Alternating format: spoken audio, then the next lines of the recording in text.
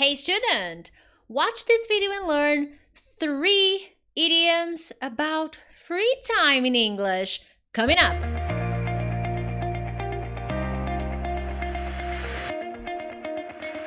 Hey friends, Teacher Prix here to help you talk to anyone, anywhere, anytime in English. First of all, thank you so much for watching this lesson. It's Friday. I'm so happy you're here. And if it's your first time, consider subscribing because from Monday to Friday, I post different kinds of English lessons to help you become a better and more confident English speaker if you are coming back for more. Thank you. It means you are part of this beautiful family and I couldn't be more grateful for having you here every week from Monday to Friday. Awesome, my friends. I'm sorry I was a little bit late. Let me just fix something here. Hello, sorry. Sorry I was late. I got late because I had some classes and then they got late. Then I got late and then YouTube stopped working, but now I'm here. That's what matters. So 3 idioms, and I said I'm getting live, it's I'm going live, okay? Very well, very well. So, free time. Why did I decide to make this video about free time activities? Because it's Friday, my friends, and tomorrow is Saturday, and most of the time people usually do different things on the weekends, you know? That's why I decided to create this video to show you some very popular idioms, more casual, you know, more relaxing, to give you some suggestions, you know, a different variety, because I imagine that you guys are always watching videos, studying, but sometimes it's important to take it easy, you know, take it slow and learn more relaxing vocabulary, okay? Awesome. And to get started, why not start with a very low-key vocabulary? I put to keep it low-key because you don't need it. The expression is actually low-key, but depending on the construction, keep it low-key is a very popular one, okay? So to keep it low-key, but I'm gonna explain to you what it means. Anything that you do that is low-key means that it's something relaxing, not very exciting, or, you know, nothing extreme. Something calmer, something more relaxing, okay? So if you are preparing yourself for the weekend and someone comes to you and asks you, hey, what are you doing this weekend? And you're not going to do anything special. You're going to keep it more, like, you know, calmer, more casual, more relaxing. Low-key is a good idiom for that. So here I said, hey, what are you guys up to this weekend? Well, I'm keeping it low-key. I'm pretty tired, so I need to get some rest. So when I said I'm keeping it low-key, it is my weekend. I'm keeping my weekend low-key. I'm having my weekend in a very calm and relaxing way. Nothing special, no parties, no traveling. Low-key, something calmer, something more relaxing. Now, in the second example, I'm not using keep it, so to show you that you don't need to use keep it, okay? It's an option. What are you doing tonight? It's Friday night. What are you doing tonight? In my case, I'm having a low-key night. Netflix and pizza. I don't know if I'm having pizza, but I'm definitely having a low-key Friday night because I'm tired. So I'm having a low-key night. Tomorrow I have an appointment, so I will keep it low-key tonight because I want to get some rest to prepare myself for tomorrow, okay? How about you? I want to know here in the comments what you are doing tonight, okay? And I think my microphone is clipping. That's not good. Okay, let's slow it. All right. So that's the idea of keeping it low-key, okay? You're not doing anything special. You're doing something more relaxing, something calmer because you're tired or because you don't want to. It's not just because you're tired. Sometimes you don't want it. You know, maybe you've been having a very busy week or a very busy weekend, so you decided to do something low-key. So I'm doing something low key this weekend because I'm pretty tired, so I'll keep it low key. Okay? Awesome. Moving on. Enjoy, you see, it's an option. You don't need to say enjoy, okay? The expression, the idiom is a cup of joe. What is a cup of joe? Coffee. Who doesn't like coffee? Come on. Those who like coffee, raise your hands. I love coffee. I love a good hot cup of joe because a cup of joe makes my day. Every morning I have a cup of joe. How about you? Do you have a cup of joe every morning or no? Not really? So to have a coffee, it's just a different expression. Now, what I'm trying to show you here is variety. You're not going to use a cup of joe all the time. I don't, okay? It depends. You need to balance this. Depending on the conversation, it'll be a nice idea to use a cup of joe, but not all the time, because you can simply say a cup of coffee, okay? But depending on the conversation, try to include this word, but not always. It's not necessary to always use it. Now, to enjoy, for example, I gave the example of enjoy because we're talking about free time activities. And some people really enjoy having coffee. It's really a pleasure for them. It's not just for them to stay alert, stay awake. No, it's more than that. It's for them to feel, it's almost like a hobby for some people. They really like to try coffee, different kinds of coffee. Have you ever been to a coffee tasting event? People are really into coffee. So when I say enjoy a cup of joe, it's really in that sense of having a good experience, having a nice cup of joe, not in the sense that drinking it quickly and then going to work. Not that, okay?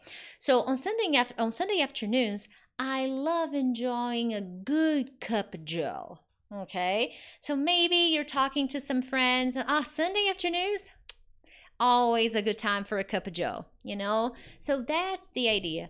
Do I use this all the time? No. Have I seen native speakers use a cup of joe? Yes. Do they use it all the time? No. Okay. So it's important to understand the power of balance. Okay. So understand this and you are going to improve quite a lot. All right. So let me know here in the chat if you're watching this live, if you enjoy having a nice cup of joe. Okay. So here, then I say, my weekend always begins with a hot cup of joe and a nice book.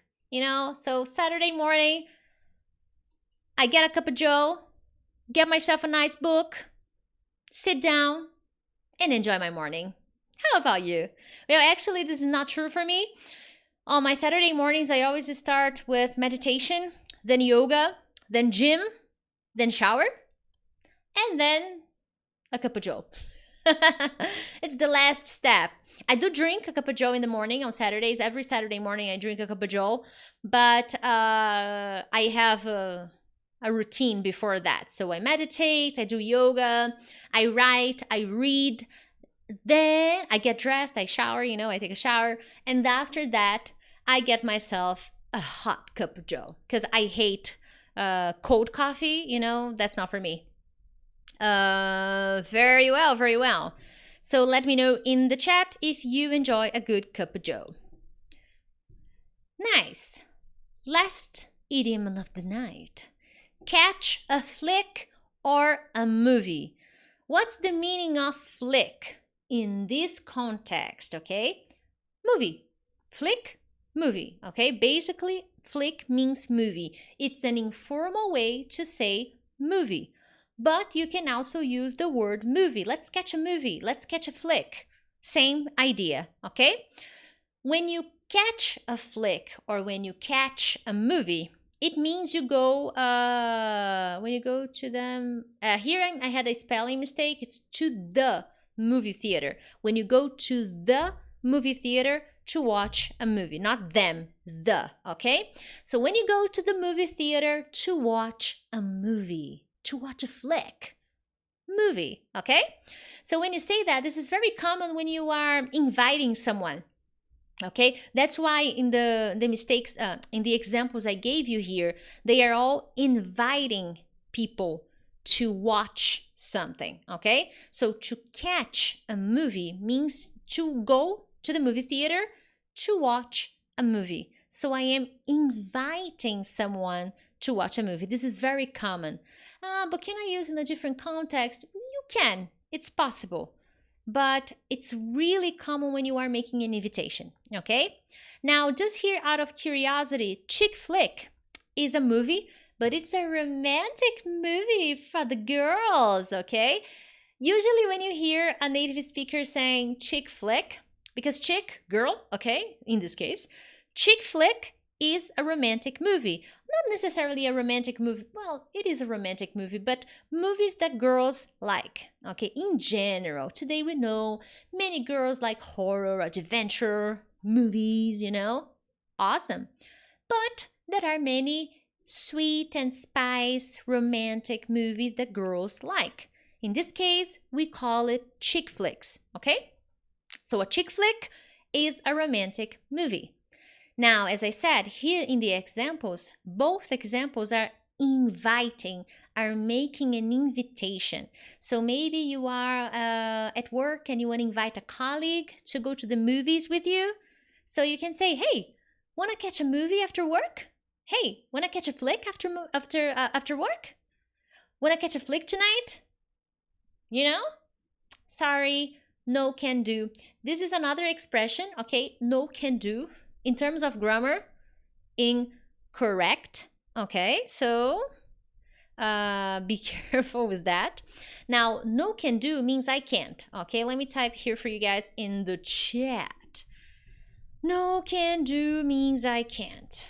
I'm not able. I'm not able to.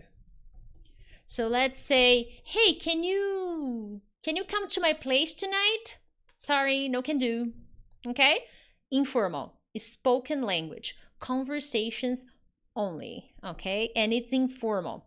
So here I'm inviting a friend. Hey, wanna catch a flick tonight? No can do. I gotta work. Sorry. Next, hey, the girls and I are catching a movie tonight. Wanna join us? Yeah, sure. What time?